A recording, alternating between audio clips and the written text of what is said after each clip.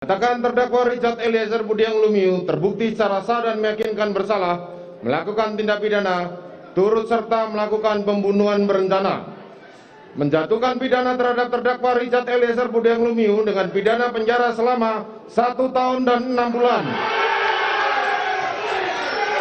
menetapkan penangkapan dan lamanya masa penahanan yang telah dijalani terdakwa dikurangkan sepeluruhnya dari pidana yang dijatuhkan, menetapkan terdakwa tetap berada dalam tahanan, menetapkan terdakwa sebagai saksi pelaku yang bekerja sama atau justice kolaborator, menyatakan barang bukti adalah sebagaimana dalam surat tuntutan jaksa penuntut umum, membebankan terdakwa untuk membayar biaya perkara sebesar Rp5.000. Demikianlah diputuskan dalam rapat permusyawaratan Majelis Hakim Pengadilan Negeri Jakarta Selatan pada hari Jumat tanggal 10 Februari tahun 2022 oleh kami Wahyu Iman Santoso selaku Hakim Ketua, Morgan Simanjuntak Sarjana Hukum dan Alimin Suljono masing-masing sebagai Hakim Anggota.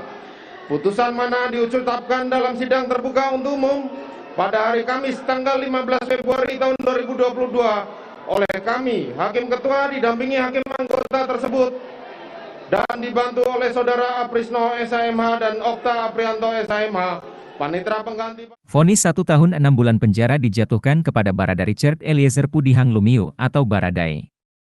Majelis Hakim Pengadilan Negeri Jakarta Selatan menilai Baradae terbukti melakukan tindak pidana pembunuhan berencana terhadap Brigadir J. Baradae menjalani sidang vonis di Pengadilan Negeri Jakarta Selatan pada hari ini, Rabu, 15 Februari 2023. Lantas, apakah Baradae masih bisa kembali menjadi anggota polisi aktif?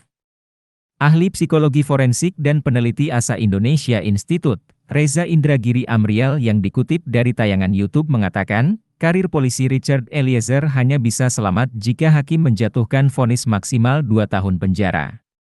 Sebab sebelumnya, Kapolri Jenderal Listio Sigit Prabowo telah mengatakan, jika terdapat anggota Polri yang terlibat kasus pidana dan mendapat putusan hukuman di atas 2 tahun penjara, maka akan dipecat dengan tidak hormat, PTDH. Sementara menurut pakar hukum pidana, Jamin Ginting mengatakan bahwa sidang vonis dari Richard Eliezer adalah sidang yang dapat menjadi panutan.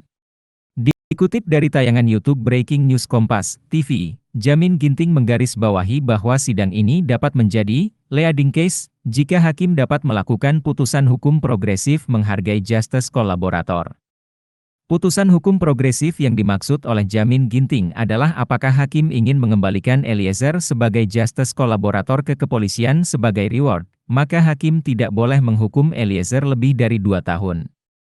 Lebih lanjut Jamin Ginting mengatakan bahwa apakah hakim berpendapat reward untuk Eliezer sebagai justice kolaborator hanya dengan hukuman lebih ringan dan tidak dikembalikan ke kepolisian.